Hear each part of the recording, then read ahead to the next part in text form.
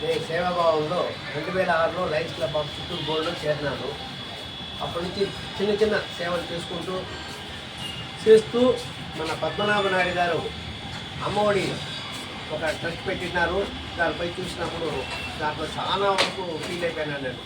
అంటే కాళ్ళు చేతులు లేని వాళ్ళు బాగా తలలో పురుగులు పట్టిపోయి ఆ పురుగులు అంతా క్లీన్ చేసేటప్పుడు వాళ్ళు మూత్రాలను ఎత్తేటప్పుడు దాన్ని చూసి చాలా ఫీల్ అయిపోయి ఇట్లా సేవాభావంలో కూడా మనం కూడా కలుసుకొని చేయాలని మంచి ఉద్దేశంతో ఆయనపై కృషితో చూసుకొని ఇదే చేస్తున్నాం. అదే అనాథ సేవల్ని కూడా ఇలాంటివన్నీ చేస్తూ ఉండేటప్పుడు నేను కూడా తోడు వస్తానని చెప్పి ఇప్పటి వరకు కూడా సుమారు 1853 అనాథ సేవలు ఎత్తిన్నారు.